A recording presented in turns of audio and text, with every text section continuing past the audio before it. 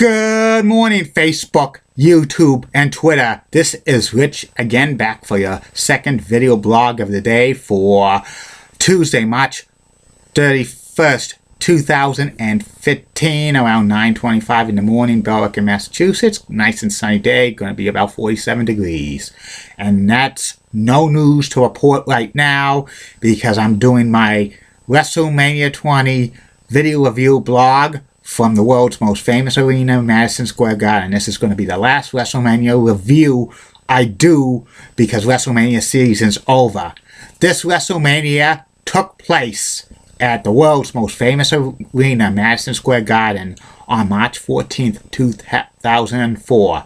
The main event for this WrestleMania was a triple threat match for the WWE World Heavyweight Championship. It was the Crippler Chris Benoit facing off against Triple H and the Heartbreak Kid Shawn Michaels for the WWE World Heavyweight Championship, and it was in all 7 title matches happened on this WrestleMania, which was the most in history. And it was on pay-per-view, and calling the action for WrestleMania 20 was Michael Cole and Taz for the SmackDown matches, and good old JR, Jim Ross, and Jerry the King Lawler for the Raw matches. And the tagline for this WrestleMania, where it all began again, it was the 20th anniversary of WrestleMania. The first match on the pay-per-view, because they had no matches on Sunday Night Heat, which is a good thing. First match was for the WWE United States Championship. It was the Big Show, the Big Bad Show tonight, who was the reigning United States Champion at the time, facing off against You Can't See Me. The first WrestleMania match for John Cena. And John Cena didn't disappoint in his first WrestleMania match. He gave the FU to the Big Show, pinning him 1, 2, 3, and John Cena wins the U.S. Championship for the first time, and the crowd goes crazy. The next match was for the Raw World Tag Team Championships. It was the whole effing show. RVD, Rob Van Dam, and his partner, Booker T, who was the tag team champions at the time. They were in a fatal 4-way against Garrison Cade and Mark Hendricks, the Dudley Boys, Bubba Ray, and Devon. Devon, get the tables! And Love Resistance, which was Rene Dupree and Rob Conway. And this match was not that great of the match. RVD and Booker T retained the titles when Booker T pins Rob Conway in about 5 minutes or so.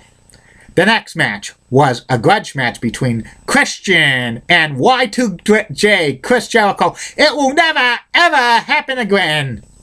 Christian and Chris Jericho were very good friends, but then they didn't get along and stuff, and they broke off.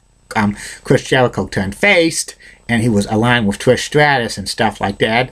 And this match was okay and pretty good. The ending had Trish Stratus slap Chris Jericho. They thought it was a mistake. She thought it was Christian, but it turned out to be Christian pins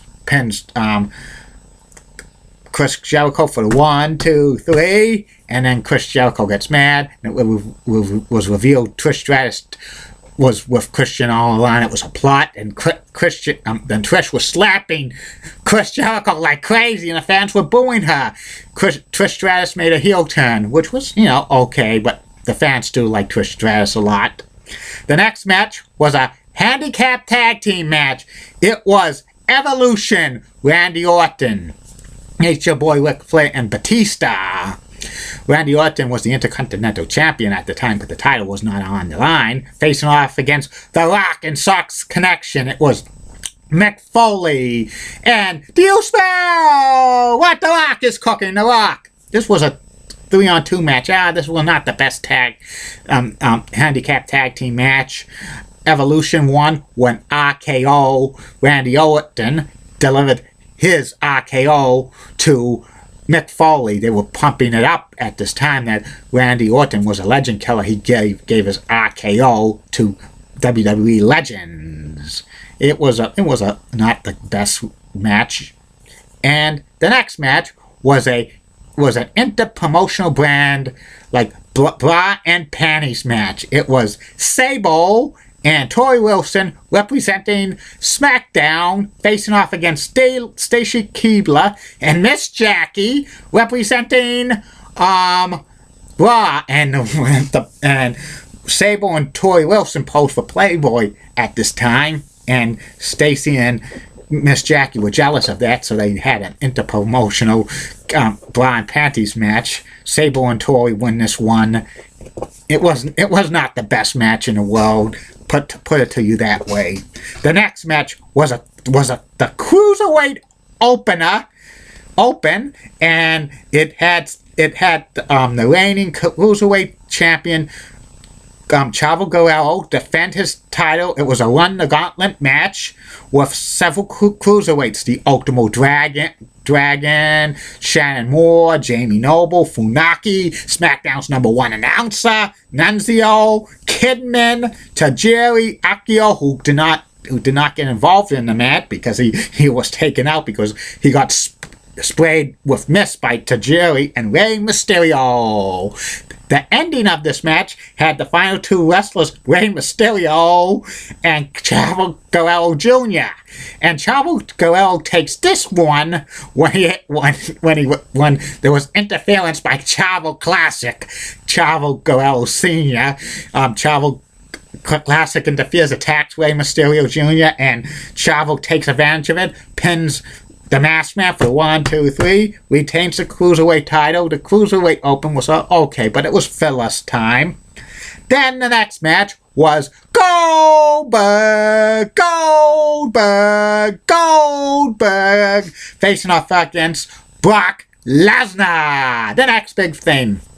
And the special guest referee was Stone Cold Steve Austin. And the fans were booing both Brock Lesnar and Goldberg like crazy because both of them were leaving the WWE after this WrestleMania match. And it was a decent match. Goldberg beats Lesnar with the spear. 1, 2, 3 in this first and only WrestleMania match to date. And the last WWE match Goldberg was ever had. But the fans were booing both of them, so Stone Cold gave stunners to both Goldberg and Lesnar, and the crowd was going wild. This match was decent, okay, and stuff like that.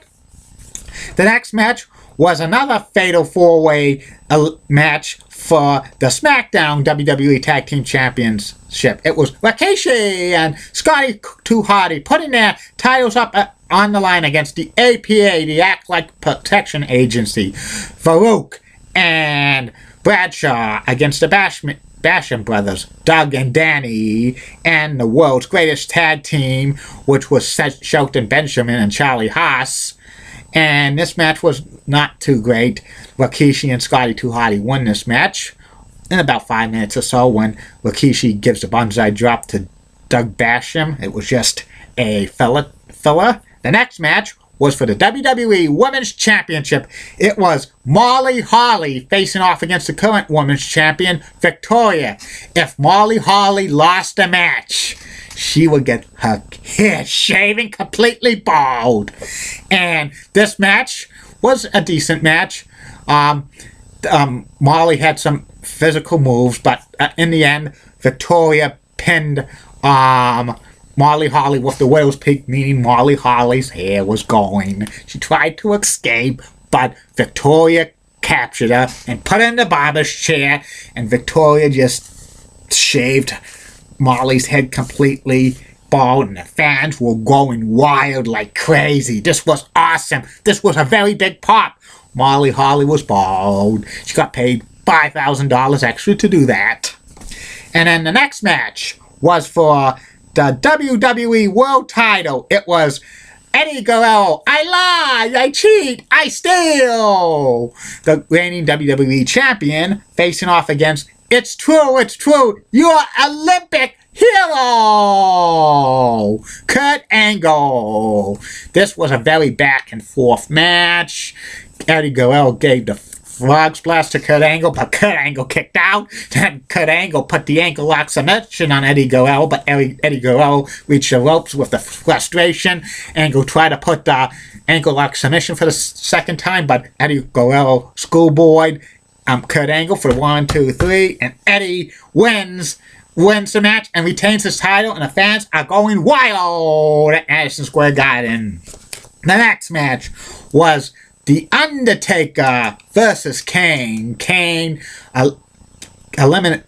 buried his brother, The Undertaker, at Survivor Series in a Buried Alive match, helping out Vince McMahon. And The Undertaker wasn't seen on WWE TV from Survivor Series 2003 to now, but there were actions that he's coming, and The Undertaker returns with Paul Bearer, and The Undertaker's back to his dead man gimmick. The American Badass gimmick ran its course and stuff like that. And a lot of fans were happy that The Undertaker was back as a dead man. This match was a typical Undertaker match. He pins Kane with the tombstone, 1, 2, 3. Nothing special, but it was great to see The Undertaker back in his dead man gimmick. And the final match was the main event for the WWE World Heavyweight Championship. It was Triple H, the reigning WWE World Heavyweight Championship, facing off against Shawn Michaels, the Heartbreak Kid, and Chris Benoit in a triple threat match for the World Heavyweight Championship. And this was an awesome match between both Benoit, Triple H, and Michaels, back and forth, lots of near pinfalls and stuff. The ending of the match had Chris Benoit put Triple H in crippler crossface. Triple H trapped out. Chris Benoit wins the World Heavyweight Championship. The crowd goes wild. And then Eddie Guerrero, the reigning WWE Champion, who won his match, celebrated with Chris Benoit, and everybody was cheering and stuff like that. Great feeling. Awesome WrestleMania and stuff like that. Amazing. This was so amazing. Chris Benoit and Eddie Guerrero, two wrestlers who were very small in stature, would win at a WrestleMania, be in headline matches, which was pretty amazing. And Chris Benoit had his wife Nancy and his son Daniel celebrating him winning the WWE World Heavyweight Championship, and this is unbelievable. 3 years later, Chris Benoit kills his wife and his son and kills himself, but we didn't know it at the time. And this was one of the feel-good moments at WrestleMania 20. It was probably the best WrestleMania moment in history, and this WrestleMania 20 was amazing in my opinion. It was probably a perfect 10 WrestleMania, 10 out of 10. It had very great matches like Chris Benoit versus Triple H versus Shawn Michaels. That's the great match. So Eddie Guerrero and Kurt Angle, and Goldberg versus Brock Lesnar, and Victoria shaving the head of Molly Holly was awesome. The rest of the card, wasn't that great, but John Cena winning the U.S. title in his first WrestleMania match was a good way to start off the show and stuff like that. This WrestleMania was pretty amazing, and this is the last of my WrestleMania reviews that I'm doing because WrestleMania season's kind of over. I won't be reviewing any WrestleMania 21 through 31. Maybe next year I'll do that. And I love doing these things, reviewing special Big 5 WrestleMania WWE pay-per-views chronological order. Maybe when it's June time, I'm probably going to do my reviews of all 10 King of the Ring WWE pay-per-views from 1993 through 2002. And that's about it. And the third and final video blog of the night will be about former NFL quarterback Donovan McNabb. And have a good day, everybody. See you tonight.